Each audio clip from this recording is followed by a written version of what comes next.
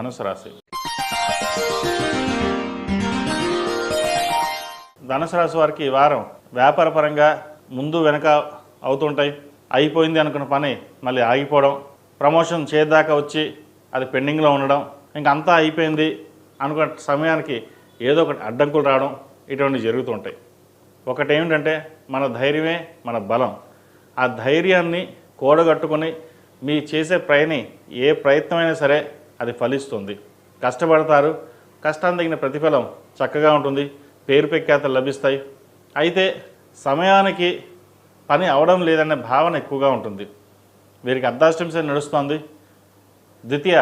తృతీయాధిపతి శని చతుర్థంలో ఉన్నారు, అంత బలంగా లేరు కూడా.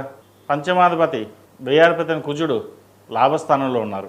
1కి 4 సార్లు చేయడం, స్ట్రెస్ ఎక్కువగా అవడం, ఇంకా ఏముంది మంచి ఉద్యోగం వచ్చేస్తుంది అనుకున్న టైంకి మళ్ళీ ఉద్యోగం పెండింగ్లో పడడం, ప్రమోషన్ వస్తుంది అనుకున్న టైంకి పెండింగ్ పడడం. అయితే గడిచిన కొన్ని వారాల కంటే కూడా ఈ వారం వీటన్నిటికీ పక్కన పెట్టి మనస్సంకల్ప సిద్ధిరస్తుండగా మీరు ఏదైతే కోరుకుంటారో అది నెరవేరుతుంది. అది అందరికీ కాదు, కొంతమంది మటుకే. ఎందుకంటే అర్ధాష్టమి శని కొంతమందికి బాగుంటుంది, కొంతమందికి బాగుండదు. వారి జాతక ఫలాన్ని బట్టి ఉంటుంది, వాళ్ళకి నడుస్తున్న దశలు బట్టి ఉంటుంది, గోచారాన్ని బట్టి ఉంటుంది. కాబట్టి అన్నీ అద్భుతంగా జరుగుతాయని చెప్పేసి ఏదీ లేదు. మన సంకల్ప సిద్ధిరస్తున్నట్టుగా మన కర్మకి మనమే బాధ్యులం. మనం ఎంత కష్టపడితే అంత ఫలితం ఉంటుంది.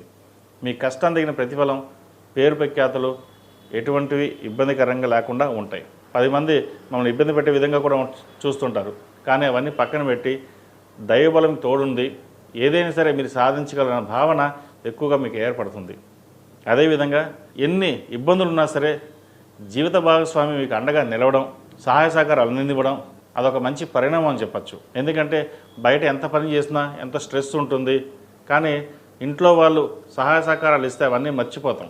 చక్కగా మీకు రాశ్యాధిపతి చతుర్థాధిపతి అయిన గురువు సప్తమంలో ఉన్నారు, భాగ్యాధిపతి అయిన రవి దశమంలో ఉన్నారు. మీకు రావాల్సిన ప్రమోషన్ ఏదైతే ఉందో అది గట్టిగా ప్రయత్నాలు చేయండి, తప్పకుండా ప్రమోషన్ వచ్చే విధంగా గోచరిస్తోంది. ఈ రాశిలో జన్మించిన విద్యార్థులకు గడిచిన కొన్ని వారాల కంటే చక్కగా ఉంది. విదేశీ సంబంధించిన విషయాలు చక్కగా ఉన్నాయి. సబ్జెక్ట్ విషయంలో ఆచితూచి వ్యవహరించాలి. ఏ సబ్జెక్ట్ తీసుకుంటే బాగుంటుంది, లేదా ప్రభుత్వ పరంగా మనం రాయాల్సిన సబ్జెక్ట్స్ ఏమిటి, ఏ కోర్స్ తీసుకుంటే బాగుంటుంది, ఇటువంటి విషయంలో కాస్త జాగ్రత్త తీసుకోండి. అర్ధాష్టమి శని నడుస్తుంది కాబట్టి పనులు నిదానంగా ఉంటాయి. ఆ పనుల మీద దృష్టి కేంద్రీకరించాలి. అన్నీ మనకు అనుకూలంగా ఉండాలని చెప్పేసి దక్షిణామూర్తి స్తోత్రాన్ని నిత్యం పఠించడం చెప్పదగినది. దక్షిణామూర్తి రూపుని మెడలో వేసుకోండి, మంచి ఫలితాలు సంప్రాప్తిస్తాయి.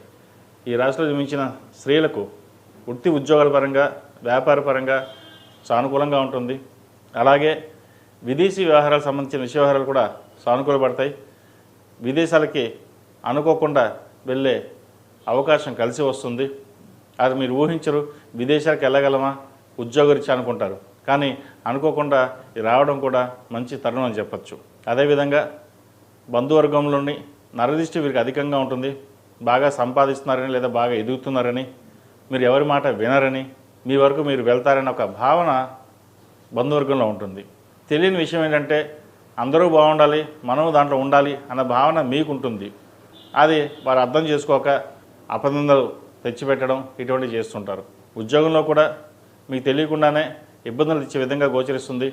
అయితే పై అధికారులు మిమ్మల్ని నమ్మడం వల్ల ఇటువంటి ఏమీ పుకార్లు ఎవరు నమ్మరు. ఇటువంటి విషయంలో మీరు భయపడాల్సిన అవసరం లేదు. భూ సంబంధించిన వ్యవహారాలు, కోర్టు సంబంధించిన వ్యవహారాలు సానుకూలంగా ఉన్నాయి. రావాల్సిన స్థిరాస్తి ఏదైతే ఉందో ఈ వచ్చే అవకాశం కూడా గోచరిస్తోంది.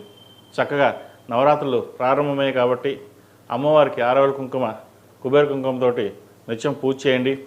మూలా నక్షత్రం రోజున చండీ హోమం చేయించుకోవడం చెప్పదగిన సూచన. ఈ నెల 29 తారీఖు నాడు మూలా నక్షత్రం. ఆ రోజున మహాలక్ష్మి, మహాసరస్వతి, మహాకాళి స్వరూపిణి చండీ హోమం చేయించుకోవడం అనేది చాలా శ్రేష్టమైనది. అమ్మవారి ఆశీస్సులు ప్రతి ఒక్కరికి కలుగుతాయి. ఈ రాశిలో జన్మించిన వారికి కలిసి వచ్చే సంఖ్య 5, కలిసి వచ్చే రంగు తెలుపు. ఏదైనా పని మీద బయటకు వెళ్ళేటప్పుడు సోమవారం కానీ శుక్రవారం కానీ వెళ్ళండి, మంచి ఫలితాలు సంప్రాప్తిస్తాయి.